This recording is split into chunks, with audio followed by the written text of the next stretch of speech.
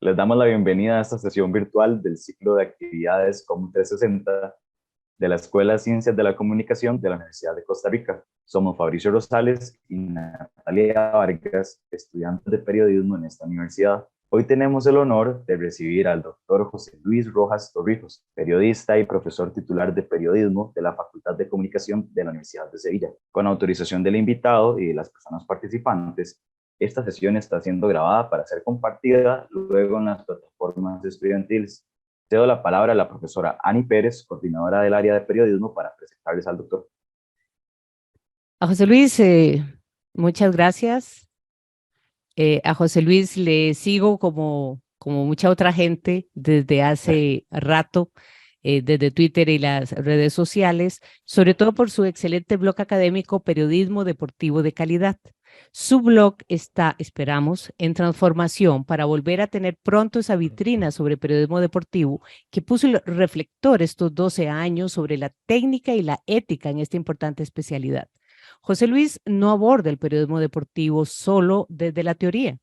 José Luis en los últimos 20 años ha trabajado y tiene mucha experiencia tanto como periodista en salas de redacción como en gabinetes de comunicación y ha sido consultor de medios como Marca y la cadena SER. Nos honra con su visita virtual este día y por eso hemos invitado y nos acompañan también estudiantes de periodismo de otras universidades costarricenses y colegas de secciones deportivas a quienes damos una calurosa bienvenida desde la Universidad de Costa Rica.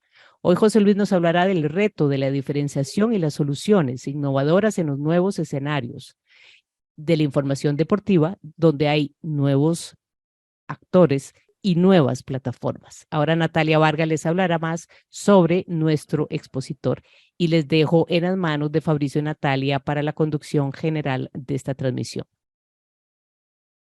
El profesor Rojas Torrijos desarrolla varias líneas de investigación que han incluido libros de estilo, ética, innovación en periodismo, nuevas narrativas digitales y sobre todo periodismo deportivo.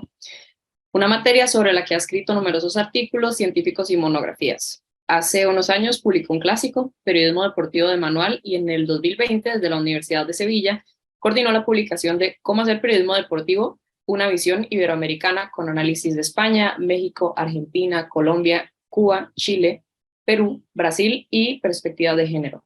Recientemente publicó también Radar, pistas y tendencias en el periodismo deportivo. El currículo del profesor Rojas es muy extenso, pero queremos resumirlo para que nuestra audiencia calibre el honor de tenerle hoy en Costa Rica. También es profesor en los másteres de innovación y periodismo deportivo en prestigiosas universidades como la Miguel Hernández de Elche, la Pompeu Fabra de Barcelona, la Universidad Europea de Madrid, la Pontificia de Salamanca, la Universidad Católica de Murcia y Politécnica Salesiana de Ecuador. También ha sido profesor invitado en la Fundación Gabriel García Márquez, la Universidad Iberoamericana de Ciudad de México, la Escuela de Periodismo José Martí en La Habana y en la Universidad Autónoma de Querétaro en México. El podio es suyo, doctor Rojas. Solo indíquenos, por favor, si prefiere las preguntas al final o durante su conversación y se autoriza usar audio, video o solo escritas en el chat. Bueno, pues muchísimas gracias. Ante todo, encantado de estar aquí con todos vosotros. Un placer participar en este ciclo de conferencias con la Universidad de Costa Rica. Y, por supuesto, a las preguntas, todas las que quieran, una vez que termine la exposición, trataré de ser lo más conciso posible para dejar más tiempo dentro de la hora de la que disponemos. Así que voy a comenzar ya compartiendo la pantalla para comprobar que todo está en orden y ya pasamos luego a la conversación, si les parece. Bueno, como ya viene comentado vuestra profesora, queríamos abordar un poco el tema de la innovación en un área de especialización tan importante como esta, que no siempre ha tenido una alta consideración ni profesional ni académica, pero entendíamos y entendemos que era necesario iniciar una reflexión por la importancia que realmente tiene, y ahora me detendré un poco en ello, ¿no? El itinerario, como también ha comentado la profesora, va a consistir en hablar de estos grandes temas. Evidentemente, por falta de tiempo, quizá no ahondemos demasiado en ello, pero sí por lo menos hacer un repaso a las tendencias y a la situación actual, al estado de la cuestión en el que empezamos ya a mirar hacia el futuro. ¿Por qué digo, es importante hablar de periodismo deportivo? Y muchas veces, como decía antes, se suele mirar a esta área informativa como, bueno, un escalón inferior o un área soft, ¿no? Un área blanda, bueno, que a lo mejor no tiene tanta repercusión para la vida de las personas, pero realmente los números indican que sigue siendo un área, un contenido, un tipo de información que interesa mucho a la gente. Por lo tanto, ya desde ese punto de vista hablamos de algo importante. Pero es que además, en el escenario actual, por todas las transformaciones que estamos viendo que se suceden en el ecosistema comunicativo actual, pues es un área que está continuamente a la vanguardia de experimentar y también de innovar, ¿no? Creo que también luce su creatividad, no en el día a día, porque es a veces complicado, pero sí cuando hay coberturas importantes, casi siempre con motivo de los grandes eventos, ¿no? Juegos Olímpicos o Mundial, Copa Mundial de Fútbol. Por supuesto, la reflexión hay que hacerla cuando hablamos de innovación en un sentido amplio, porque innovar casi siempre lo que se nos viene a la cabeza a nosotros, tanto a los periodistas como a los usuarios, a los ciudadanos, es hablar de tecnología, pero es que la innovación es mucho más que eso. Quizá no hay que ser tan tecnocéntrico y pensar que la innovación es mucho más, que tiene que ver con la base de todo, que es la calidad de los contenidos. Al final, apostar por la calidad también es, en cierto modo, apostar por la innovación, porque por desgracia no siempre está ahí. Por tanto, todo lo que sea mejorar y dedicar tiempo a cómo producir mejor y hacer llegar eso a las personas, pues también tiene que ver con la innovación. Por supuesto, aprovechar todo lo que tenga que ver con la tecnología, pero aplicándola a los procesos y tareas periodísticas. Por eso hablo de la agenda, la importancia de la confección de la agenda temática, es algo básico. Algo básico que muchas veces, cuando hablamos de periodismo deportivo, yo tengo la sensación, al menos en la gran mayoría de los países que conozco, que el periodismo deportivo se ocupa solo de una pequeñísima parte de la realidad deportiva. Por tanto, no hace honor a su apellido, deportivo, y en muchas ocasiones se constriñe a eso que puede ser casi siempre futbolístico o poco más que futbolístico, ¿no? Es decir, hay un reducido número de deportes que son los que suelen salir en los medios con explicación, con fundamentación o sin ella, pero la realidad es que la agenda temática está todavía por reconfigurarse mejor de lo que se hace. Por tanto, también tiene que ver con la innovación. Y, por supuesto, la innovación no tiene sentido si no conectamos la reflexión académica con la práctica profesional. Y también es un esfuerzo que también pedimos a los medios. Creo que se han dado pasos importantes en los últimos años para tender puentes y recorrer un camino de ida y vuelta para precisamente buscar soluciones comunes, establecer sinergias y, por supuesto, poner en marcha proyectos que tengan que ver con la mejora de la especialización. Como decía antes, si hablamos de, como se suele decir, ¿no? Y eso lo he escuchado yo en muchísimas ocasiones, tanto dentro de la universidad como incluso en el ámbito profesional, bueno, los de deportes, ¿no? Como algo despectivo, algo que tiene una consideración inferior, pues no tiene sustento esa afirmación, no tiene razón de ser cuando vemos precisamente que es en una gran mayoría de los países el contenido más seguido, el más demandado por los ciudadanos en un buen número de países, como digo, ¿no? Y eso no hace falta más que ver por los indicadores, las mediciones que se hacen a final de cada año por cuáles son los contenidos más vistos, tanto en televisión, por supuesto, los programas que tienen un mayor seguimiento en ciertas franjas horarias, también en la radio, y bueno, en el ámbito digital, ahí están los indicadores también que señalan la importancia que tienen tanto en plataformas como en redes sociales, como en las propias webs, todo lo que tenga que ver con deporte. Por tanto, de modalidad periodística de rango inferior, yo diría que no hay nada de eso, nada de eso.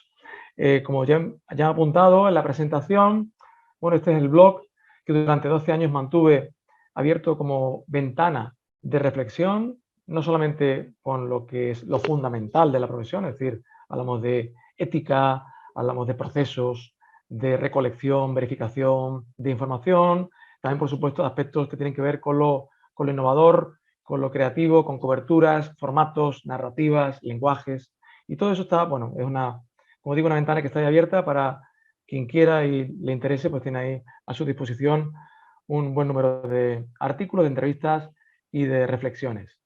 También, por supuesto, desde Twitter, ¿no? Bueno, ahí hemos hecho también ese puente, ¿no? Que decía antes, ¿no? De entre academia y profesión, esto que llamamos transferencia de conocimiento en la universidad. Intentar hacer transferencia es nuestra obligación, no solamente el profesor universitario se ha de limitar a dar clase, que es pues, lo esencial y muy importante, sino también investigar y, por supuesto, transferir esa investigación, ese conocimiento, no solamente a los medios, sino al conjunto de la sociedad. Y eso creo que también las redes sociales sirven para ello. Y, por supuesto, la parte más académica, pero también son artículos que están en abierto, a disposición de toda aquella persona interesada, que, bueno, ahí tienen también, bueno, un poco el repaso curricular que ya han mencionado, pero un poco más al detalle sobre publicaciones concretas, que la mayoría de ellas, efectivamente, tienen que ver, porque es mi formación profesional y después también hacia lo que he investigado, que es el periodismo deportivo. También ya lo he señalado, este es el manual que más importante en cuanto a su difusión y su aplicación y su uso en las universidades españolas. Yo diría que también en alguna de Latinoamérica, es del año 2017, manual colectivo. Intentamos hacer una obra distinta.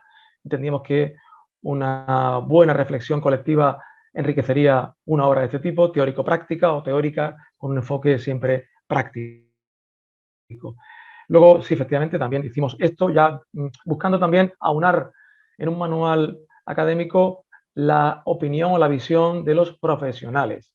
Por eso este manual es distinto, no solamente porque sea iberoamericano, que ahora les mostraré un poco el detalle del contenido, del índice, sino sobre todo porque aunamos el cómo se hace, es decir, los profesionales cuentan cómo se hace periodismo deportivo, cómo se ha venido haciendo, cómo se enseña y cómo se investiga. Por eso eran las tres patas del manual que están presentes en este índice que recorre varios países.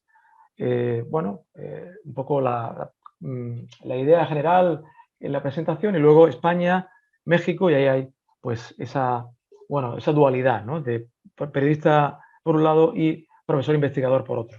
México, Colombia, Cuba, Perú, Brasil, y después también incluimos una cosa que me parece muy interesante y me ha parecido ver que hay efectivamente hay una importante presencia femenina también en esta escuela, pues que efectivamente, y lo observo también en mis cursos en la Universidad de Sevilla, que cada vez interesa más el deporte en todo tipo de ámbitos, y la mujer está presente desde hace muchísimo tiempo, pese a que, por distintas razones, todavía se sigue viendo en muchos espacios, en muchos territorios, como algo extraordinario, ¿no? Y creo que hace falta, desde hace mucho tiempo, aplicar un efecto corrector, aplicar esa perspectiva de género, que mire el deporte en su diversidad, y ahí podemos incluir también, no solamente lo que tiene que ver con el género, sino también podemos hablar de diversidad pues, de étnica, diversidad de religión, diversidad de todo tipo, que debe después verse reflejada en incluso los contenidos, en la agenda temática, que por desgracia, como digo, no siempre se aprecia así. El último libro, también lo han mencionado, pues es un poco una curaduría, una curación de contenidos de lo que ha sido el blog en 12 años. Aquí están compendiadas las que a mi modo de ver eran los textos, ¿no? Las referencias más actuales para acompañar esa reflexión que, como decía antes, ha sido el blog durante 12 años. Y bueno, por responder a la profesora, pues no sabemos todavía cuál va a ser el siguiente siguiente paso del blog, si continuará o adoptará otro formato. Lo veremos y lo reflexionaremos también. Bueno, una de las cuestiones que se apuntan ya en este último libro, el radar, sobre pistas y tendencias en periodismo deportivo en el ámbito digital, es la evidencia de que la llegada de Internet no solamente dejó claro que el periodismo deportivo es un área innovadora, sino que lo puso a la vanguardia, sino que lo hizo todavía mucho más patente, ¿no? Y ahí están formatos, ahí están narrativas, están lenguajes que nacen y se desarrollan sobre todo en el ámbito del deporte, y que luego, con el paso de los años, cuando se ha visto que esas eran unas ideas bastante brillantes, se han acomodado, se han emulado en otras áreas informativas. Claro, casi siempre el prueba-error te da una información valiosísima, te da un feedback, y en este caso, cuando se pusieron en marcha este tipo de narrativas, pues se comprobó que funcionaban y funcionan. El live blogging es el directo, el minuto a minuto, que ahí tienen a la izquierda abajo en la diapositiva, cuál fue el primer minuto a minuto de la historia. Y eso lo hizo The Guardian Sports, una de las mejores secciones de deportes que existen en la prensa generalista mundial, del diario británico The Guardian, que inventó este formato, que es puramente digital y que evidentemente ya con el paso del tiempo se ha perfeccionado y ya se ha aplicado a todo tipo de coberturas. No hay un evento de última hora, un acontecimiento importante que no tenga un live blog abierto dentro de la web de un diario, sea del tipo que sea en el mundo. Y, como digo, Nación Deportes. Una cobertura ligada al fútbol, en primer lugar, partido de Champions League, Inter de Milán, Manchester United, que es ese primer, como digo, directo del año 99, casi 24 años de antigüedad. Y después también la eclosión de lo que hemos visto en los últimos años del periodismo de datos, o periodismo de base de datos, que también se le llamó en un primer momento, es decir, basado en la metodología del uso de los datos para informar y ofrecer nuevas lecturas, nuevas coberturas, hacer un periodismo visual apoyado en infografías de todo tipo, con grandes volúmenes de datos. Y ahí, por ejemplo, hay una página clave, que sigue existiendo, 538.com, que nace como blog en New York Times en el año 2008 y que luego pasa a ser como algo autónomo, una web propia que perteneció en primer lugar a ESPN y ahora a ABC. Un formato muy, muy importante es el que aparece abajo a la derecha, es el long form, el periodismo de largo formato, pero que en la era digital se pasó a denominar long form multimedia, que es un formato basado en narrativa scroll, es decir, mover el scroll casi siempre hacia abajo, aunque también puede ser horizontal, donde aparecen y desaparecen elementos variados de todo tipo, audio, vídeo, infografías en 3 dimensiones, el texto, que sigue siendo muy importante porque es un texto de autor, y nace precisamente en el año final de 2012 en medios deportivos o en secciones de deportes como la del New York Times, que creó un nuevo género llamado long form multimedia, y el snowfall, que es esa imagen que aparece ahí de la avalancha de nieve de unos esquiadores en las montañas del norte de Estados Unidos, fue un género que abrió el camino a una nueva forma de hacer periodismo en la era digital. Y así lo manifiestan casi todos los estudios que abordan lo que se ha denominado nuevas narrativas digitales. Es decir, esto sería una publicación fundacional del periodismo de última generación.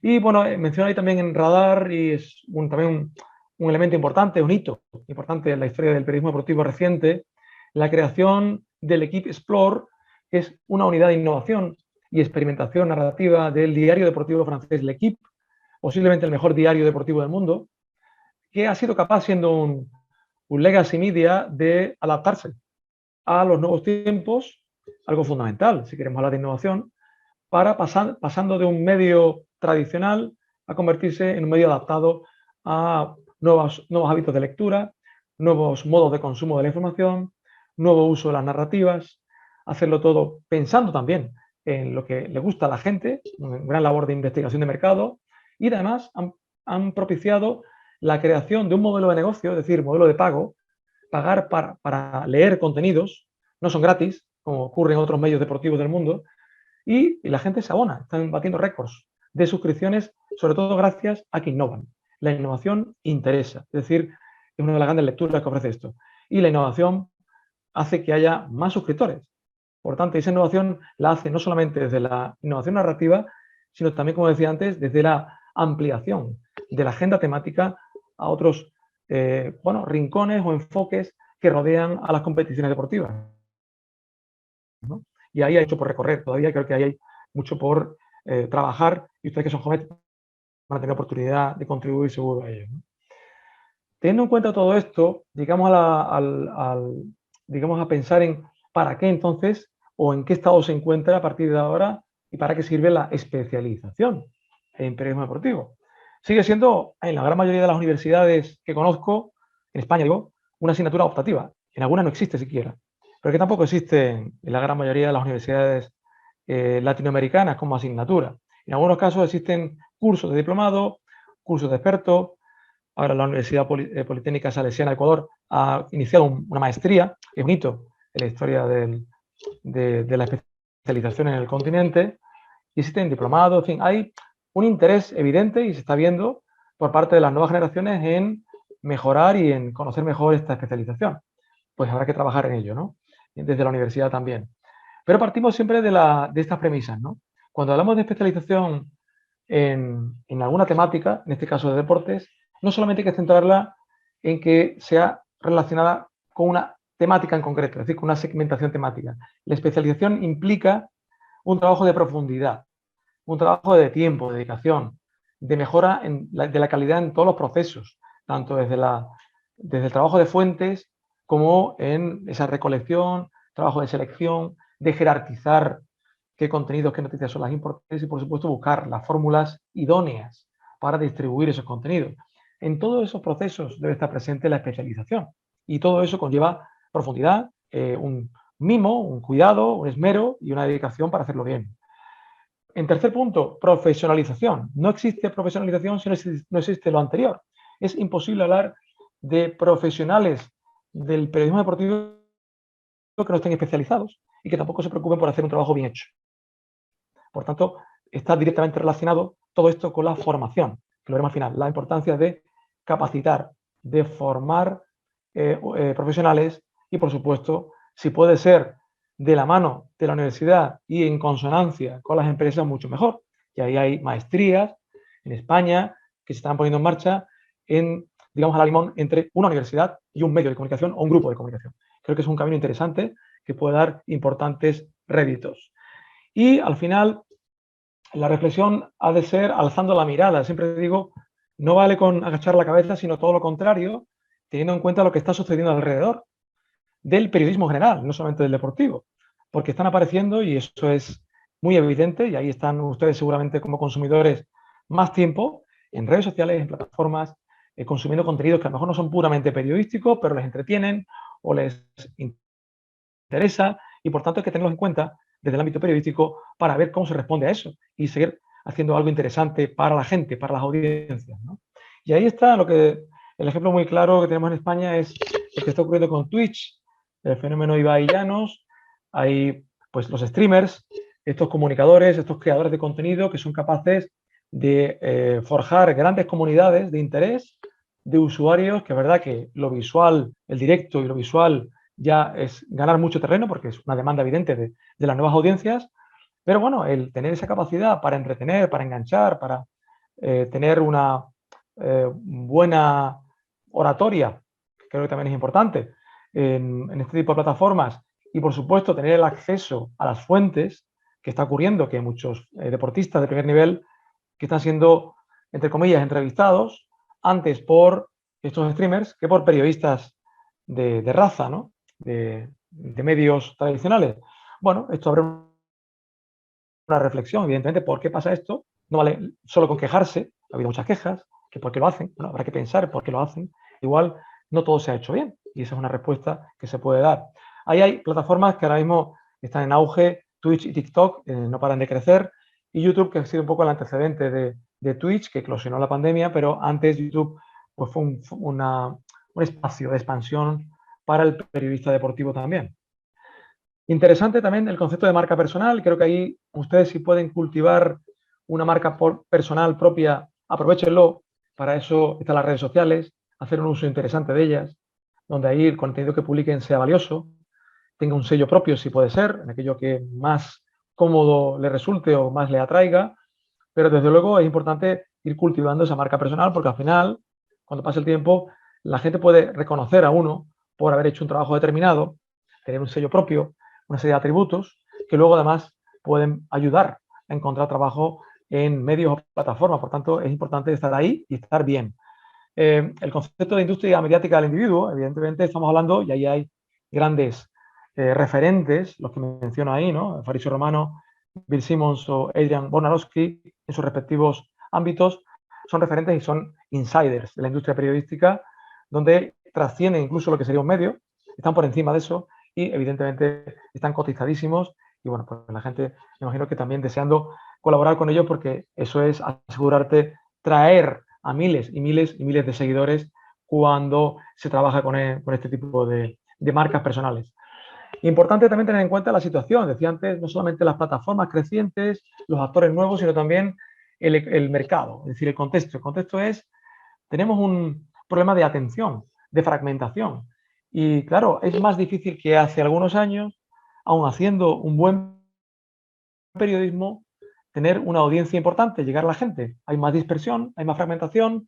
Es verdad que se han incorporado generaciones más jóvenes con otros hábitos de consumo de la información, pero el reto que tenemos en el periodismo realmente ahora es llegar a la gente. Llegar a la gente y ya no solo basta con hacer un buen periodismo, sino también hacerlo ver y que la gente perciba que es un buen periodismo. Por tanto, hay un reto mayúsculo que tiene que ver con este fenómeno de la sociedad de la atención. Y a todo esto se suman, de pronto, cuando hablamos de deporte, pues estos actores, que son las compañías poderosas que tienen este tipo de negocio del streaming, que también está en auge y que además están interesando pues, de forma creciente por el deporte. Ya no solamente produciendo documentales de grandes personajes del mundo del deporte, sino también comprando derechos de eventos, con lo cual compiten directamente con las televisiones. Es decir, aquí hay un escenario que se abre cada vez más. Y a todo esto tenemos dificultades o nuevos retos. Si queremos verlo del lado positivo, es asumir que hay un reto, más que una dificultad, ¿no? Ahí hay retos para abordar inmediatamente, ¿no?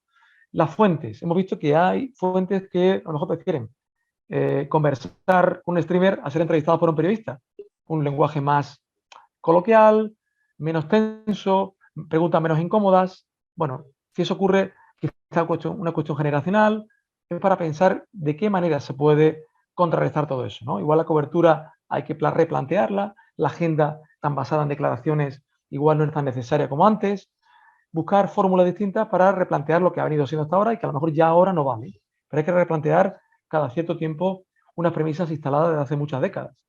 Es decir, vemos que hay deportistas que tienen ya sus canales propios y por tanto no necesitan a los periodistas para comunicar su mensaje. Cuando y cómo quieren y dónde quieren, ellos publican. Y hay medios, como ese que aparece ahí, no es un medio periodístico, pero es un medio que se llama The Players Tribune, que creó en el año 2014 Derek Jeter, mítico jugador de los Yankees, equipo de béisbol de la Liga Profesional Norteamericana, y que ahí, pues evidentemente, publican deportistas, aunque tengan evidentemente su periodista anónimo que les da forma al texto, pero son las fuentes en las que publican cuándo y cómo quieren lo que quieren. Entonces, esto plantea evidentemente el debate de la desintermediación. Es decir, ya directamente el deportista se pone en contacto con el fan, con el usuario, sin tener que pasar por un medio, por un periodista. Y eso, de nuevo, insisto, abre mucho más el debate y replantea cuestiones que hasta hace poco parecía que eran claras, ¿no? Pero ya no son tanto. Bueno, el caso que hemos vivido en España reciente con el Mundial de Qatar fue por lo que hizo el ex seleccionador nacional de fútbol español de abrir su propio canal de Twitch y todos los días, casi de forma paralela, posterior, pero un momento después, de conceder la rueda de prensa, de la conferencia de prensa al día a los periodistas, pues contaba su crónica en Twitch. Un estilo totalmente distinto, con preguntas de los aficionados y también fue muy comentado, ¿no? Por parte de la prensa y de los usuarios. Y bueno, dejó de ser seleccionador y cerró el canal. A todo esto vemos que hay, funciones, roles que hace algunos años, no muchos, solo correspondían a los periodistas, pero ahora vemos que hay, por ejemplo, clubes de fútbol importantes, o la mayoría de los que son profesionales tienen ya su propio gabinete de comunicación, su departamento de comunicación formado por periodistas. En gran medida son periodistas, en su mayoría. Y vemos que hay, además, no solamente gabinetes de comunicación, sino que tienen su propia televisión o su propia radio, cadena de radio, es decir, compiten directamente con los medios periodísticos. Tienen medios propios los clubes y son competencia directa porque tienen la exclusiva, tienen a los futbolistas, tienen a los responsables de los clubes, al director técnico, al entrenador, y al final marcan la agenda desde su web, desde su televisión, y obliga muchas veces a que incluso los medios, los periódicos de la ciudad, tengan que estar pendientes de lo que ahí se dice y se publica, porque llevan la sartén por el mango, llevan la manija de la situación. Por tanto, con todo esto, ¿dónde queda el reporterismo de especialización? Se complica mucho más que antes, ¿no? Por eso digo que hay que replantear técnicas y tareas y, por supuesto, enfoques para abordar cómo todo esto nos afecta y cómo se puede, evidentemente, buscar la diferenciación, que es el gran reto que tenemos, diferenciar lo que hacemos de todo esto que está ahí alrededor de nosotros. Además tenemos un hándicap que yo creo que también, en parte, quizás se puede decir que ha sido culpa del periodismo, el no saber explicar bien el trabajo que hacemos y además no hacer ver, en cierto momento de la historia reciente, pues que parte del trabajo que corresponde a los deportistas también está en atender bien a los medios de comunicación. Y vemos que también por un lado y por otro, pues ha habido disonancias y en los tiempos recientes, pues muchos deportistas que se niegan o que son muy reacios a hablar en ruedas de prensa, sea por medio escénico, sea por cuestiones que dicen de estrés, o sea porque realmente no le apetece directamente sentarse a hablar delante de los periodistas. Y en todo esto, evidentemente, exige pues sentarse a hablar directamente directores de medios con directores de clubes, responsables de clubes, para arreglar esta situación, porque creo que nos perjudica a todos, ¿no? Claramente. La reflexión, viendo todo esto, es que ya no estamos en el centro, estamos en la periferia, o por lo menos no estamos ya en el centro.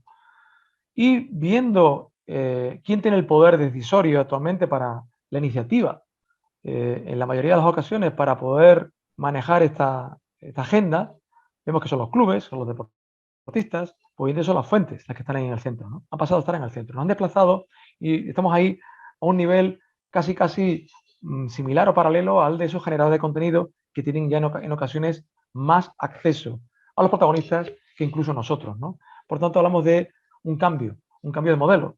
Y un cambio de modelo, si nosotros no somos capaces de adaptarnos al cambio de modelo, nos quedamos fuera. Por tanto, esto es urgente, el adaptarse a este nuevo modelo de comunicación, donde los fans no solamente reciben, sino que son prosumidores, como saben, y por tanto hace falta tener en cuenta muchísimo más que antes, precisamente a esas audiencias participativas. Luego, claro, hay elementos para analizar, y ese análisis, tiene que ver con el concepto de diferenciación. Una cosa es hablar de periodistas, y más cuando hablamos de profesionales. Muchas veces se oye eso de periodistas profesionales, es una redundancia clara. Periodistas son profesionales por antonomasia, o deberían serlo, y esa otra cosa que son editores o creadores de contenido. El gobierno de Francia, cuando concedió recientemente ayudas a la prensa, al considerarla un producto de bien común, bien social y cultural, evidentemente dio ayuda solamente a los medios periodísticos, no a este tipo de creadores que son otra cosa. Y es una manera de diferenciar. Creo que por respeto también a la historia de la profesión es algo positivo, que incluso instituciones gubernamentales y gobiernos tengan en cuenta esa diferencia, ¿no? Pero en cualquier caso hablamos de un momento híbrido, y lo hemos descrito ya, donde hay líneas difusas entre lo que pueda ser más o menos contenido periodístico y donde se mezcla con otro tipo de contenidos más ligados al entretenimiento, que tienen que estar ahí también presentes. No digo que no, porque es parte de la atracción de las audiencias, un elemento interesante, pero se mezclan y se confunden habitualmente. Esa confusión también tiene eco en las audiencias, que por supuesto cuando hay encuestas, y ahí están las del Instituto Reuters, pues hay bastante confusión entre lo que es periodístico y lo que no es periodístico. Se habla de noticias, más que de periodismo, se habla de contenidos, más que de información, y todo eso al final conlleva que haya una mayor confusión. En cierto modo, se observa que también, debido a esta eclosión de las plataformas y de los nuevos actores, hay cierta tendencia al amateurismo. Es decir, los blogs fueron claro ejemplo de ello.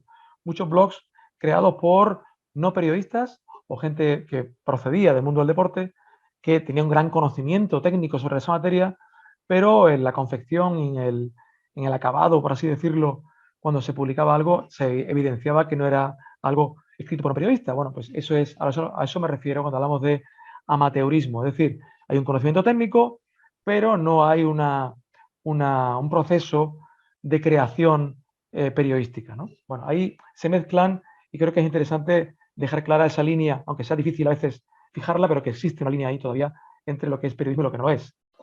Importante el reconectar con las audiencias, porque si hay mucha parte del público que no es capaz de diferenciar qué es periodismo de lo que no es periodismo, qué es verdad o qué es creíble de lo que no es creíble, entramos en un terreno bastante arriesgado. Por tanto, es interesante hacer un esfuerzo también para explicar el trabajo que hacemos.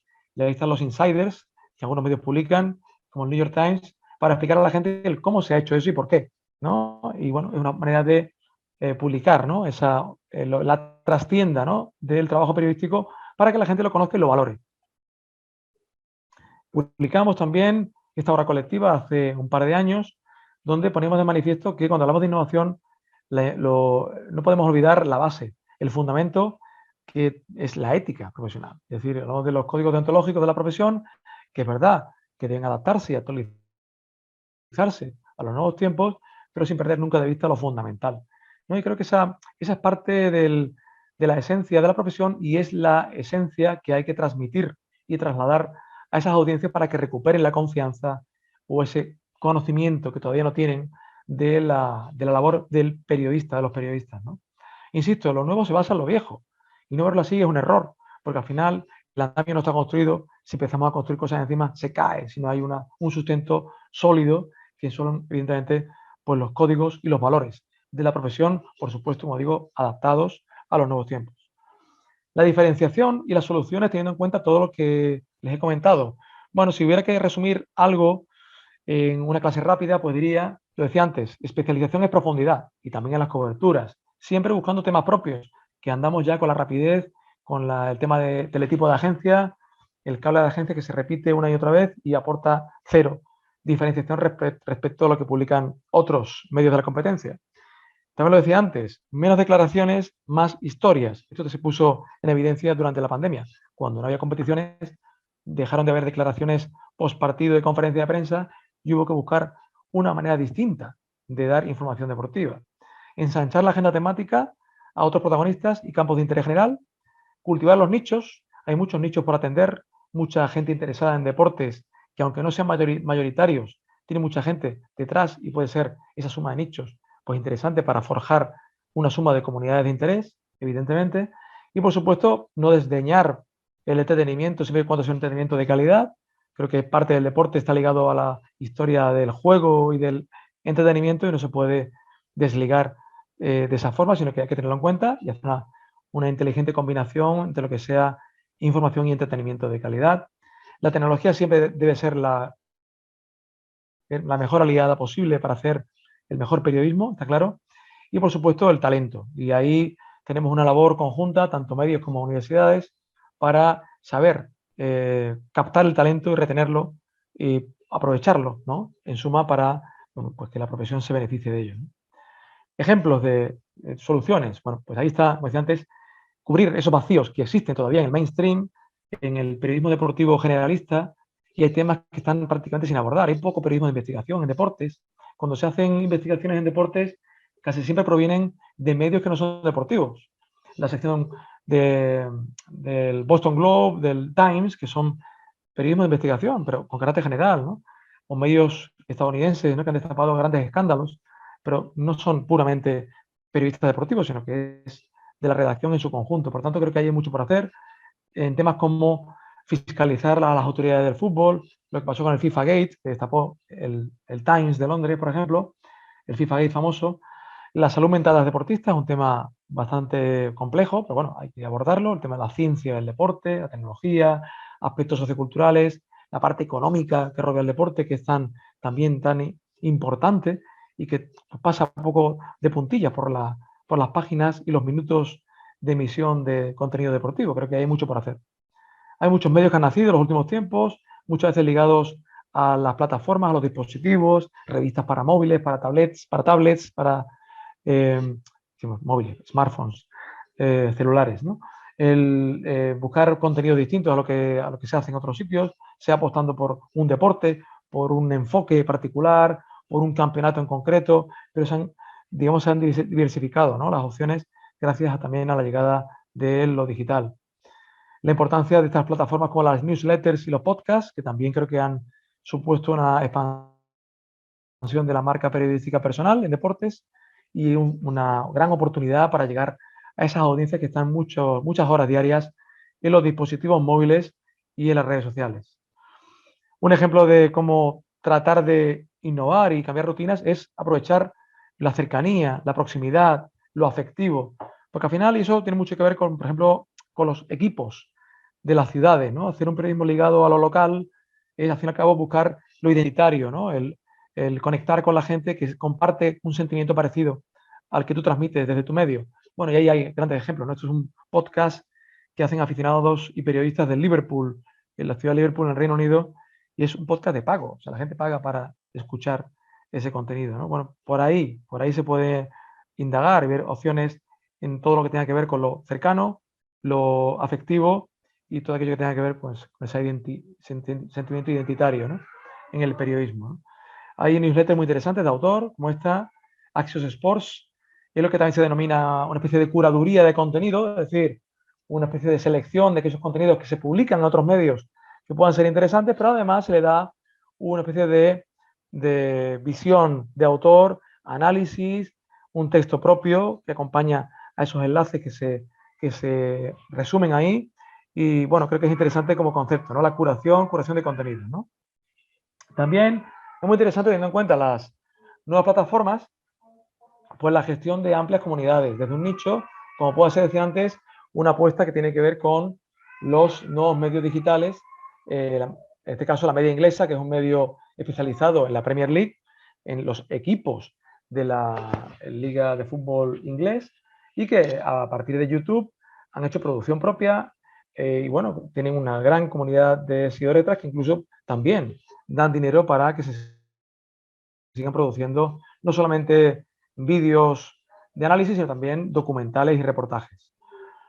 Los verticales, que sería ese concepto que nace también cuando se habla de nicho, es decir, de especialización, de que un medio, como en este caso Bloomberg, crea verticales, significa pues crea una página especializada en un tema concreto. En este caso, en el año 2020 lanzó un sitio especializado en películas, en podcasts, en eSports y en videojuegos. Claro, es buscar esa, digamos, esa periferia del periodismo del deporte, ¿no? De temas contiguos que puedan interesar a la gente que le interesa el deporte, con lo cual le da algo más de interés que complementa esa información deportiva. Bueno, por ahí se van moviendo también muchos medios, ¿no? No solamente en videojuegos, sino también en todo lo que tenga que ver con fitness, con nutrición, etcétera, ¿no? Insisto, la revalorización de lo local en un país como Estados Unidos, que ha visto una sangría en los últimos años de cierre de cabeceras de periódicos locales, pues esto se ha visto como una oportunidad. Incluso la sección de deportes se ofrece como un paquete de suscripción, ¿no? En consonancia con la de otros medios, se forman alianzas entre medios locales y se crean paquetes comunes que se ofertan, ¿no? Miami Herald, Dallas Morning News se asocian para crear un paquete conjunto con un precio determinado y con eso tratar de hacer algo que sea viable. Insistía al principio sobre el periodismo de datos, bueno, visualizaciones que van, por supuesto, avanzando en cuanto a técnicas cada vez más complejas, con una gran variedad en cuanto a la técnica empleada, y los modelos predictivos, utilizar fórmulas matemáticas que sirven para aplicar la estadística a mediciones y a lecturas de acontecimientos que ocurren y que incluso puedan ocurrir, ¿no? Es un poco modelos predictivos, modelos matemáticos, ¿no? En el Mundial, tanto de Rusia como el último de Qatar, el diario El País creó un modelo predictivo a partir de estadísticas de los clubes, de los jugadores, para indicar lo que podría ocurrir, pero claro, lo que podría ocurrir o no en ese campeonato. Se ofrecía algo interesante que es hablar de la probabilidad como un concepto informativo, sin que eso significara hacer futurología, que es algo distinto, ¿no? Evidentemente, pues no acertaron. Tampoco querían acertar, simplemente era informar de esa opción. Y temáticas, como decía antes, que rodean al deporte. Creo que esto es muy interesante y tiene mucho recorrido, que es el periodismo deportivo de negocios. Como dicen en Financial Times, we follow the money, not the ball. Y indica todo. Indica que lo que rodea a la industria del deporte mueve tanto dinero, que es lo que está por contar.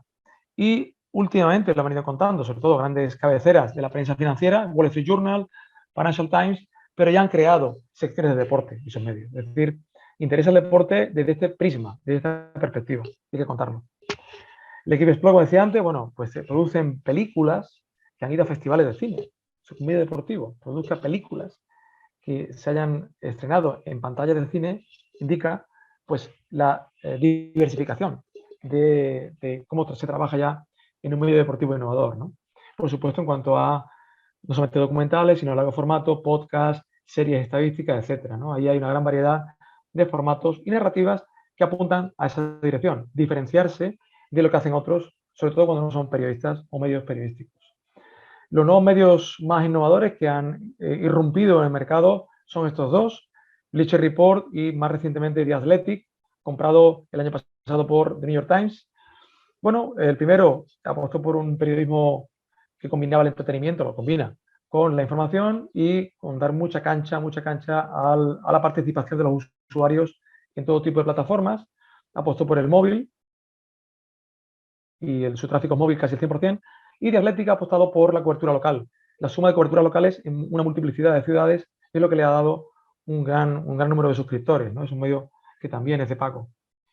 Otros medios, en España ha nacido Relevo, un medio puramente digital, que también ha buscado replantear la agenda temática respecto a esos medios que ya existen, Marca, AS, etcétera, y otros medios como Defector en Estados Unidos, que surge como una cooperativa de periodistas procedentes del ya desaparecido Deadspin, que era un medio irreverente, que combinaba un poco también la información con el humor. Es decir, aportar algo distinto, algo nuevo a lo que ya existe para buscar esa diferenciación. Por tanto, al final, y ya con esto concluyo, hay muchos retos, aquí hemos resumido algunos, el camino está trazado y ya hay muchos que ya lo están siguiendo, estamos en marcha, queda mucho por hacer, pero ya se ha iniciado ese camino.